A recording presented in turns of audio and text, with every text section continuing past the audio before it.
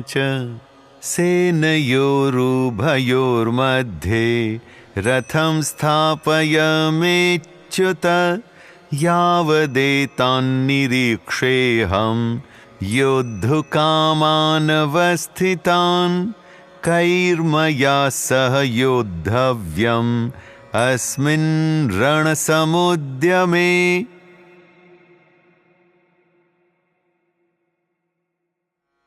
जब दोनों सेनाओं ने युद्ध का आवाहन कर दिया तो अर्जुन ने श्री कृष्ण को संबोधित करते हुए कहा, हे अच्युत, मेरे रथ को दोनों सेनाओं के बीच में ले चलिए।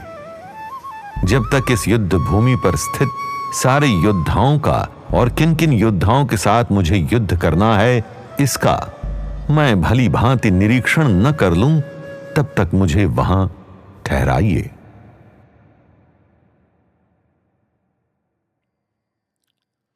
यहां अर्जुन श्री कृष्ण को अच्युत कहकर बुलाते हैं।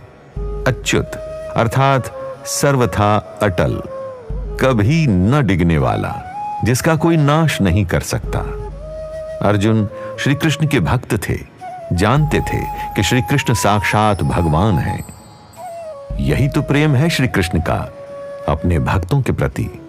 पूरी सृष्टि के स्वामी होते हुए भी उन्होंने बड़ी ही विनम्रता और प्रसन्नता के साथ अपने भक्त अर्जुन का सारथी बनना स्वीकार किया उनके रथ को हर उस जगह ले जाना जहां अर्जुन चाहेंगे। और यहां अर्जुन युद्ध भूमि के मध्य जाना चाहते हैं, निरीक्षण करना चाहते हैं, आकलन करना चाहते हैं कि किन किन योद्धाओं के साथ है उनका सामना, किस किस से लड़ेंगे ये युद्ध।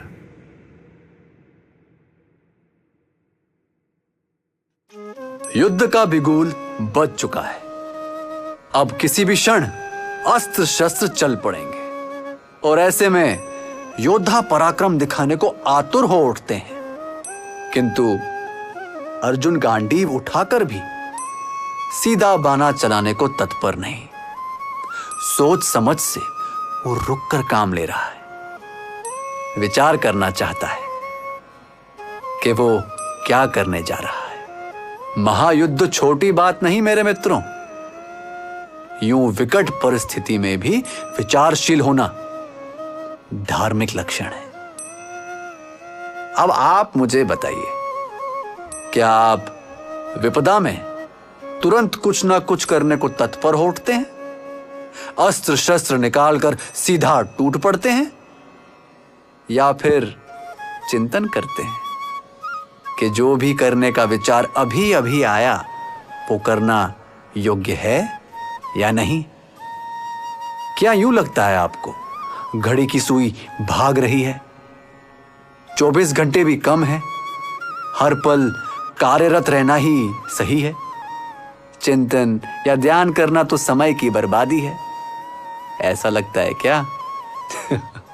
अगर हां तो यह केवल व्याकुलता है।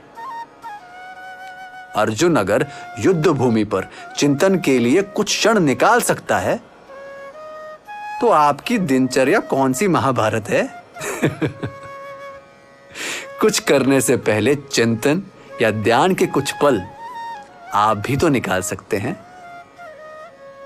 आप ही का मंगल होगा।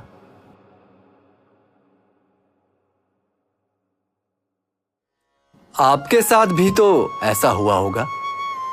किसी ने कुछ कह दिया, फिर आपने टपाक से उत्तर दे दिया, फिर उन्होंने कुछ कह दिया और यूं ही उत्तर प्रत्युत्तर करते करते बन गया राई का पहाड़। खड़ा हो गया एक विवाद, पैदा हो गया मनमुटाव दो लोगों के बीच। चलिए आपके साथ नहीं तो कहीं ना कहीं आपने ये होता हुआ देखा तो होगा अवश्य। हाँ, विवाद की सबसे बड़ी जड़ है तत्पर प्रतिक्रिया। मानो कोई होड़ लगी हो कि कौन जीतेगा। और दुख तो इस बात का है कि संबंधों में जब यूं बिना सोचे समझे फूट पड़ती है तो दोनों ही हारते हैं। जिस तरह अर्जुन युद्ध से पहले थमकर विचार करके आगे बढ़ रहा है, आप भी एक पल रुककर सोचकर प्रतिक्रिया देंगे तो आधे विवाद वहीं समाप्त हो जाएंगे। सौहार्द आ जाएगा आपके सामाजिक संबंधों में।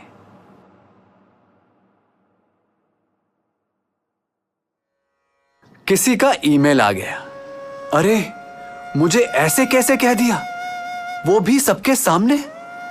और आपने भी तुरंत एक लंबा चौड़ा जवाब बनाकर भेज दिया हर किसी को।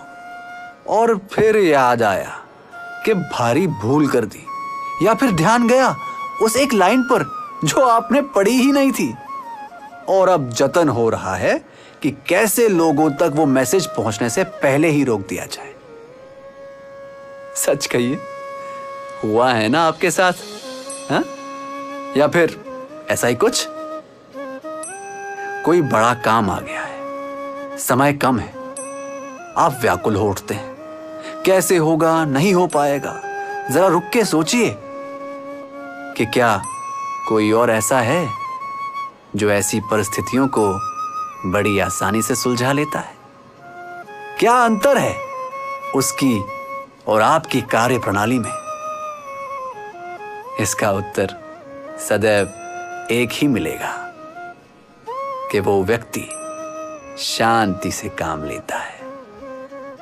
व्यावसायिक जीवन में शांत और समझदार दोनों पर्यायवाची शब्द हैं। जो शांत वही समझदार।